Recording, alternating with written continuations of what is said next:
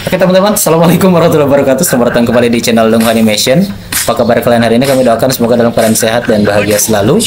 Masih bersama admin Om Sampuluhan yang masih gemar menonton anime. Pada video kali ini kita akan coba review Battle of the Heaven episode 137. Kebetulan ada korban Donghua lainnya yang mau ditumbalkan di sini. Karena sebelumnya ini penggemar anime ini, anime lovers. Mau diracunin dikit dengan Donghua. Mudah-mudahan kita dapat teman baru sebagai Donghua lover yang baru. Mereview bagaimana animasi yang lagi booming saat ini di animasi Cina ya, yang termasuk jajaran animasi Cina terpopuler saat ini, yaitu Battle of the Heaven, yang kita tahu memang diambil dari novel asli nih. Tapi jadi ini ada pakai di tubuh. Nah, jadi ini kita review episode ke 137. Sebelum kita bahas pembahasannya, tentu saja biar agak lebeng gitu. Jadi nggak terlalu ngeblank. Jadi di sini itu si Xiaoyan ini misinya itu dia ingin ngehidupin dulu gurunya lagi gitu. Jadi dulu itu dia waktu usia ya. Jadi di Battle of the Heaven ini si protagonisnya ini jadi dulu waktu kecilnya itu disebut anak paling jenius gitu. Jadi di usia 6 tahun itu sudah bisa ngolah tubuh kayak kita bisa bisa ilmu kanuragan lah kalau kita mungkin. Jadi kebiasaan di benua Doji-nya ini ketika usianya 6 tahun itu sudah diberi latihan supaya bisa ngolah tubuh. Nah, si Xiaoyan ini dari usia 6 tahun dia sudah bisa melebihi level-level orang yang ada di seumuran dia gitu. Nah, di usia 12 tahun dia sudah ada di puncaknya, naik ke level lebih tinggi gitu. Udah dianggap sebagai petarung asli lah. Cuman di usia 12 tahun dia ujuk-ujuk gitu, kalau bahasa Sundanya ujuk-ujuk. Tiba-tiba itu kekuatannya hilang gitu. Les aja hilang gitu. Sampai di keluarganya itu disebut dia itu jadi pecundang di keluarganya sendiri lah. Diremehin sama orang-orang satu kampungnya dia gitu. Jadi orang yang asalnya paling jenius jadi paling lemah gitu kan. Kan aneh gitu. Aneh gitu, dan nggak tahu kenapa gitu. Sampai dia itu yang asalnya sama kakeknya itu ditunangkan sama orang kota, kalau disebutnya gitu, orang terpandang lah, karena dulunya itu kan keluarganya itu keluarga terpandang, tapi karena ya mungkin ekonomi dan juga kultivasi atau kekuatan dari keluarganya berkurang, turun-turun, akhirnya pindah ke pinggiran kota. Tapi karena dulunya pernah tunangan gitu kan, waktu kecil ditunangkan sama orang tuanya, jadi pas di usia 12 tahun ini si tunangannya itu balik nih, balik ke kampung mau tahu siapa si tunangan dia itu. Pas ketemu ternyata si Xiaoyan ini yang asal jenis itu jadi orang yang paling pecundang di kampungnya gitu. Sedangkan si wanitanya ini orang yang mau diangkat jadi guru tinggi gitu. Jadi orang yang karena murid utama lah. Calonnya juga itu termasuk bisa bela diri juga berarti. Nah, itu. Jadi yang si ceweknya ini di perguruan, kalau disebut aja perguruan favorit lah gitu ya. Sudah jadi anak emas lah di situ. Bahkan mau ditunjuk jadi pemimpin calon pengganti gitu. Karena tahu calon suaminya pecundang gitu, jadi dia tuh nggak mau ngelanjutin tunangannya gitu. Oh, berarti diputuskan ya. Sampai memutuskan sebelah pihak. Padahal si orang tuanya wanita ini, gitunya kakeknya itu tetap aja pengen nunangin sama dia gitu, karena udah janji kan antara kakek sama kakek, bukan orang tua. Karena punya balas jasa lah dulu ke kakeknya si protagonis kita ini. Tapi karena si ceweknya ini punya egosentris gitu di usia ya seperti itulah, gak mau gitu punya calon pasangan pecundang. Sampai akhirnya keluarlah kata-kata. Nah, mulai dari situ karena merasa dipermalukan di depan orang lain gitu, diputuskan sebelah pihak. Nah, si laki-lakinya ini dia berusaha lagi gitu ya. Jadi motivasinya bagus sih. Jadi asalnya pecundang jadi jago tuh gitu. Jadi banyak hal yang bisa diambil dari pelajarannya gitu. Sampai dia tahu tuh kenapa hilang kekuatannya itu, karena dia punya cincin pemberian dari orang tuanya. Ternyata di dalam cincin itu ada jinnya. Oh, kalau bahasa kita kalau kita ada bahasa jinnya gitu. Tapi kalau di benua Doji ini tentunya bukan jin sebutannya gitu. Jadi di cincinnya itu ada arwah orang yang kuat gitu kan, yang dia sembunyi di dalam cincin gitu, dan keluarganya pun nggak tahu kalau di cincinnya itu ada orang kuat itu. Dan si orang kuatnya ini dia bisa bertahan hidup di dalam cincin karena menyerap kekuatan orang yang pakai cincin itu. Jadi selama 3 tahun ini dia diserap, jadi dia usia 12, 13, 14 itu sampai 15 itu diserap kekuatannya sampai si guru si orang kuatnya ini bisa keluar dari cincin, nampilin diri gitu. Nah, barulah dari situ tuh dikasih kesepakatan. Dia ngaku bahwa kekuatannya diserap sama dia. Jadi karena si arwahnya ini merasa bertanggung jawab karena ya gitulah. Dia kan di cincin juga ngeliatin gitu si protagonisnya dihina dan sebagainya. Akhirnya angkatlah dia jadi, mau gak jadi murid saya gitu. Oh, jadi guru ya? Dia jadi gurunya gitu, si arwahnya ini. Nah gitu, jadi lambat laun gitu berlatih sama gurunya ini, dikasih teknik-teknik yang di atas rata-rata lah sama orang, sampai bisa ngejar si tunangannya ini, sampai berjanjilah sama tunangannya itu, katanya saya nggak akan memutuskan kamu sampai kita nanti duel, kata si perempuan tadi. Dikasih waktu 3 tahun. Nanti setelah 3 tahun ketemu saya di perguruan saya, kita tarung, nanti yang kalah baru boleh memutuskan lanjut apa tidak tunangannya gitu. Jadi selama 3 tahun ini latihan terus sampai bisa ngejar nih, sampai bisa ngalahin si ceweknya. Tapi udah itu ya karena udah nggak suka, jadi nggak dilanjutin tunangannya. Secara singkat sudah bertarung karena dulunya udah pernah mempermalukan di dalam gitu. Karena udah sakit hati lah intinya. Nah intinya itulah. Jadi ketika si gurunya ini udah berhasil ngelatih dia jadi kuat, si gurunya ini akhirnya ditangkap sama musuhnya karena udah ketahuan, asalnya kan dia sembunyi di cincin, ketahuan sama musuhnya, ditangkap lagi sampai bisa dibebasin lagi sama muridnya. Nah sekarang misinya si muridnya ini, si Xiaoyan ini adalah menghidupkan gurunya, jadi dikasih tubuh baru gitu. Ditangkap gimana waktu itu? Karena si musuhnya ini kan namanya Aula Jiwa ya. Jadi Aula Jiwa ini dia spesialisasi nangkepin jiwa-jiwa orang yang kuat gitu. Jadi roh-roh yang kuat itu ditangkapin sama dia gitu. Jadi ketika sudah ditangkap, diserap lah. Ada yang dijadikan konsumsi mereka, ada yang diserap kekuatannya saja gitu, ada yang dijadikan pengikutnya gitu.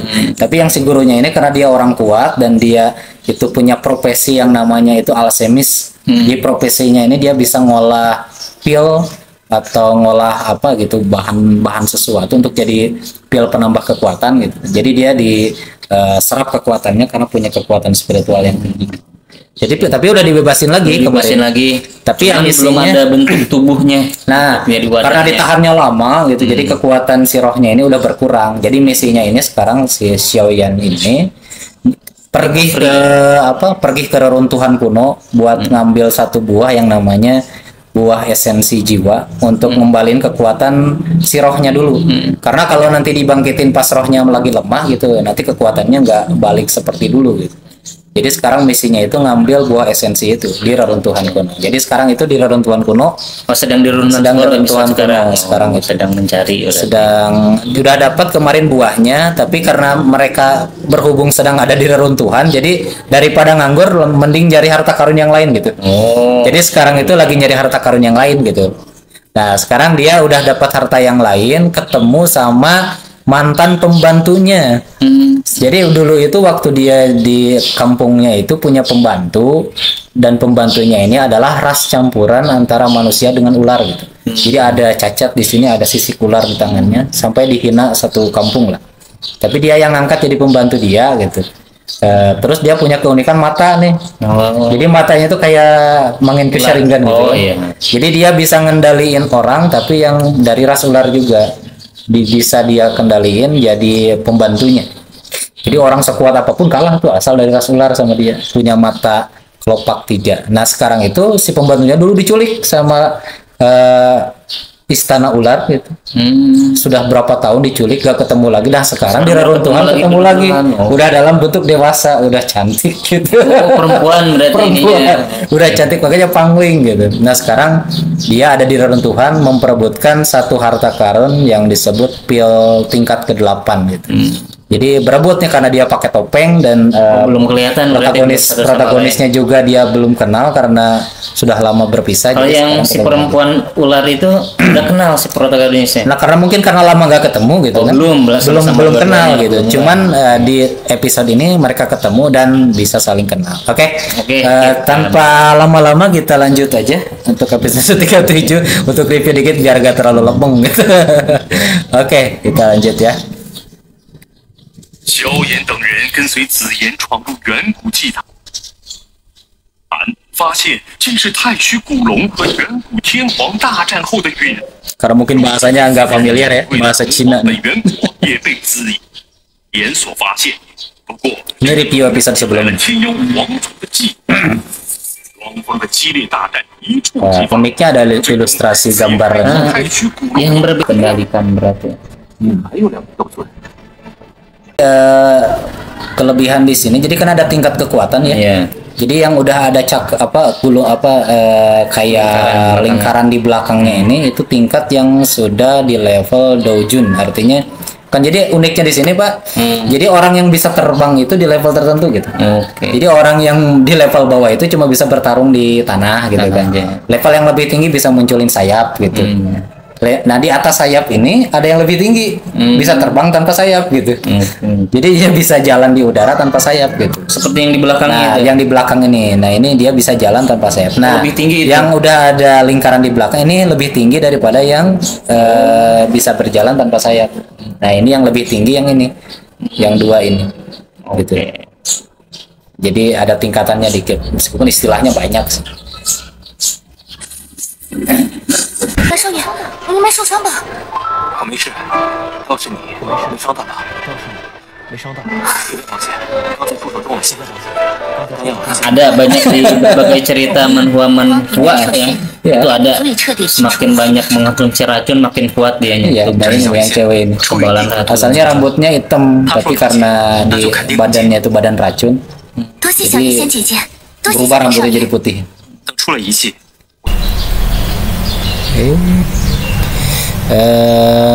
Udah pada kumpul di 控制紧，条蛇形魔兽，以求在中州能有自保之力。 sendirian gitu. Jadi pengawalnya suruh pintar kayak gitu. Jadi dia fokus ngambil itunya, yang lain ini. Sekarang udah tambah lagi ada pengawal dua. 找死！别让那小子得逞！ Ini yang balas dendam buat anaknya.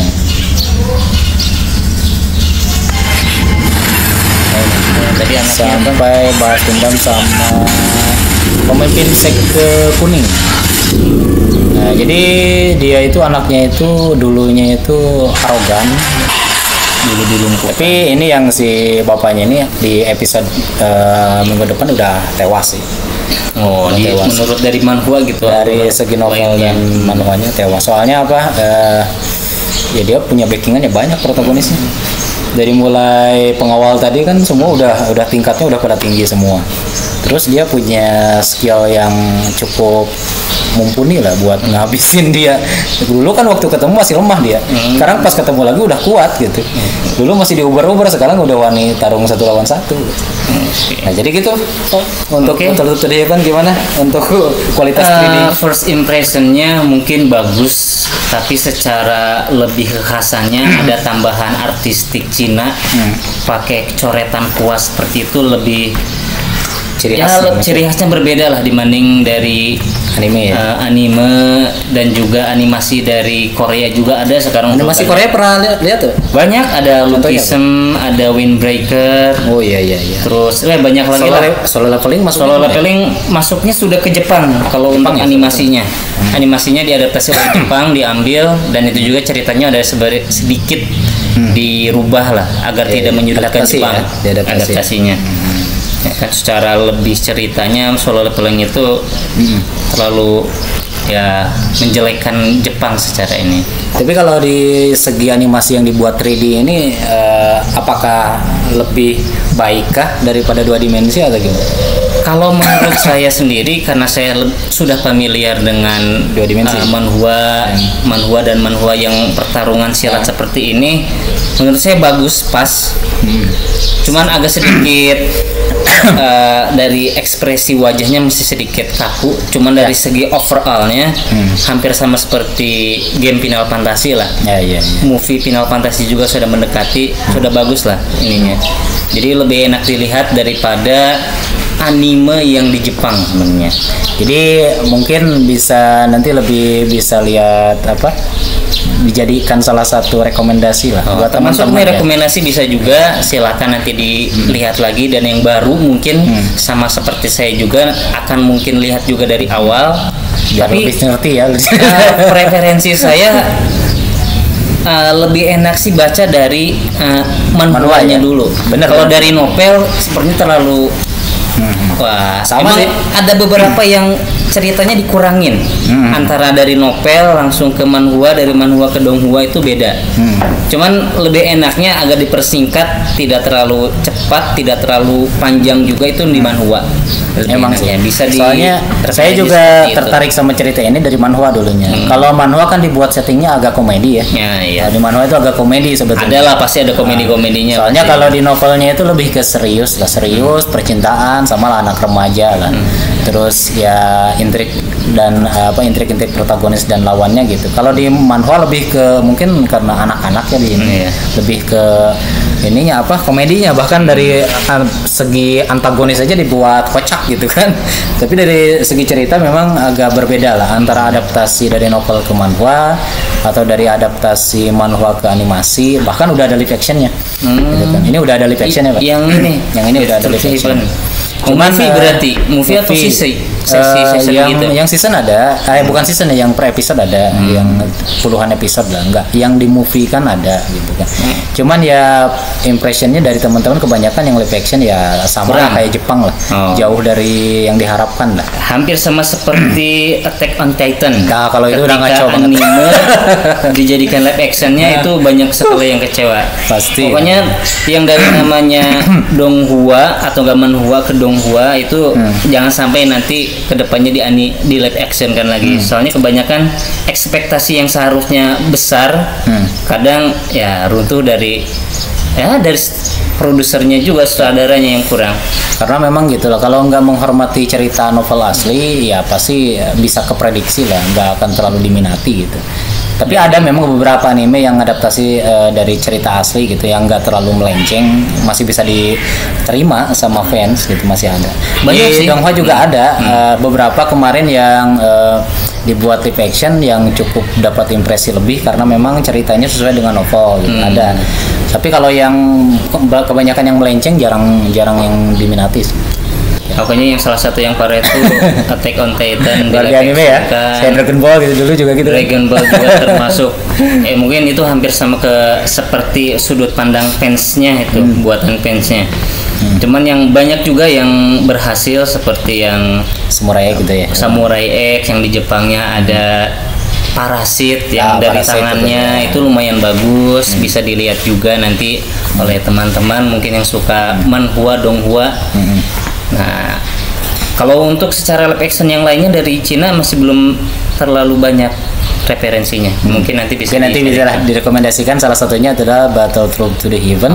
Ini karena memang saya pribadi dari manhwanya suka, dari novelnya juga udah baca berapa bab itu, bisa baca novel lagi, udah lama padahal malas baca buku, tapi udah tahu cerita novelnya gitu, jadi menarik gitu sampai bisa nge-review, bahkan konten pertama di YouTube itu ngebahas ini gitu. Battle Through the Heaven ya ini karena dulu belum banyak konten kreator yang ngebahas ini ya. Ini masih ramai, sekarang udah banyak banget ya. Bahkan gak hanya di YouTube ya, di Facebook, di berarti di sini terlihat animo bahwasanya dalam ketertarikan pada donghua ini cukup bisa meyakinkan daripada manhwa dan sekarang sudah banyak sih yang konten kreator yang sudah mulai ngebahas donghua gitu. Karena mungkin masih terhitung baru 2-3 tahun, 5 tahunan terakhir lah mungkin. Tapi kalau untuk lebih jauhnya mungkin masih bisa diupload. Salah satunya ya seperti di B Station nih, banyak yang konten kreator yang bikin ngebahas manhwa, komik juga banyak yang dibahas. Komik Nge-review komik tuh bisa. pernah lihat sih banyak dari komik per episode. Sekarang tayang episode berapa direview oleh mereka. Nah, sementara untuk yang episode ke-137 ini ya diawali dengan pertemuan protagonis dengan pelayannya Cinglin. Pelayan yang lama berarti. Lalu ketemu sama orang tua yang dulu pernah bukan dibunuh sih, dikill sama orang lain tapi dituduhkan sama protagonis. Nah, episode mendatang pasti lebih seru lagi karena kerangka yang ditunggu-tunggu, kerangka Dousain gitu kan, orang yang dianggap suci, punya reruntuhan Tertinggi itu berarti ini. level yang lebih tinggi dari protagonis sekarang itu akan hidup lagi dan bahkan ngebantai orang-orang yang menjarah makamnya. Nah, bagaimana si protagonis akan bertahan bersama teman-temannya itu akan ada di episode ke-138. Sebetulnya sudah ada review untuk bukan review ada ya, flashback. Fla- Bukan flashback apa? trailer lah. Nah. Trailer untuk minggu depan kita Cuplikan nonton. biasanya. Sebelum kita tutup kita lihat dulu ya. Kita lihat dulu trailer untuk 138. Basic skill yang lebih tinggi dia bisa bertahan. Oke teman-teman, itu saja mungkin untuk impression hari ini. Insya Allah nanti kalau ada kesempatan kita coba reaction lagi bersama yang lainnya. Mungkin kalau teman saya Pak Fikri bisa tertarik dengan Donghua, kita bisa buat review lagi. Tertarik benar. Kita review mungkin anime yang lain ya, Donghua yang lain mungkin yang lebih bisa menggenjot ketertarikan tentang Donghua, beralih mungkin dari anime ke Donghua seperti saya. Kita akan cek di minggu depan, oke? Oke teman-teman, terima kasih bagi yang sudah nonton video sampai akhir. Kita berjumpa lagi di video menarik selanjutnya. See you next time. Salam Donghua lovers.